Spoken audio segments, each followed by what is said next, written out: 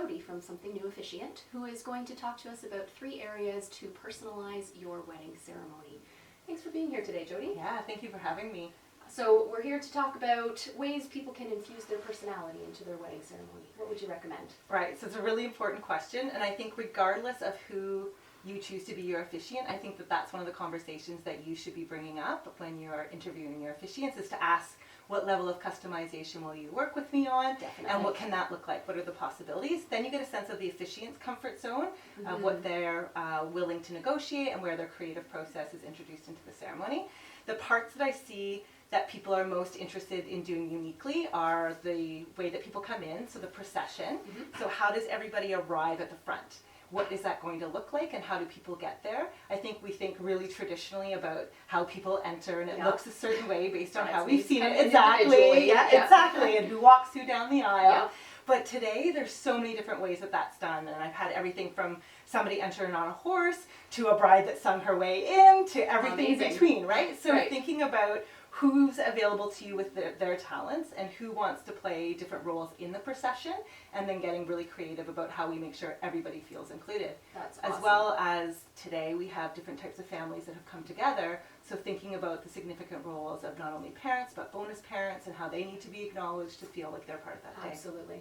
I actually had a couple once where the bride had a number of friends that couldn't be included in the wedding party, so she had them all standing along the aisle with flowers, and she collected the flowers as she passed and made her bouquet, which I thought was really cool. That's a beautiful idea. Okay, I'm going to take that. That's a really good idea. I love that. I know. I learned so much from talking to other people. The other place that I think is one of the most playful parts are the constructions of the vows. So other than the couple of sentences that are required from the Marriage Act, that really would be done in 30 seconds if we were only to do what was really legally required. Everything else that happens in a ceremony is a negotiation of me offering my clients what's possible and seeing what they feel like, oh, I love that, or nope, not quite on the right track, and then offer something else, is the vow, and how vows get done. So vows are not, aside from one little sentence, there's nothing else that's required to be done for vows to be legal, so you can see the personality of people coming out. So whether they want to sing their vows to one another, or do a beautiful poetic reading, or whether they want to keep it private. I've even put the mic down, and they've just exchanged the vows between each other. I've overheard it, but it's a private moment that we get to witness their body language. So that's also something that an officiant can guide you through, are those different ways that vow exchanges can be done that meet your comfort level. That don't include to honor and obey.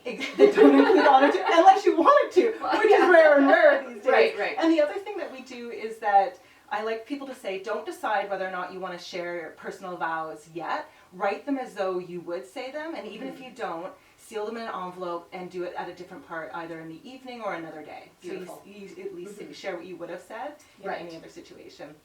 And then the last part is how it's all brought to a close. So we think about the recession in terms of how everybody exits. Again, that can be a really creative part of your ceremony. We've had everything from guests that at the outset of the ceremony will take a vote on what they want to party out to, and so they'll choose. And then the DJ's paying attention, and then that's the song that's picked, and it's a surprise to the couple what song has been picked for them. Super fun.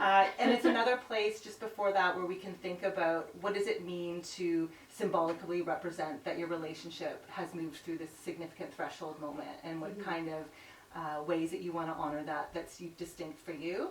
And we've done things like have locks that are together in a love lock ceremony, or sealing wine bottles off in a closed casket, One of my right? In favorites. a closed box. Exactly. It's beautiful, with love letters to your future selves. And so thinking about, again, anything that happens in a ceremony should feel like you, and should be a reflection of who you authentically are, and not a big performance for other people. Absolutely. Yeah. I had a secret handshake instead of kiss once, which was just hilarious. Yeah, beautiful. I love that Totally idea. them. Yeah, totally. Yeah.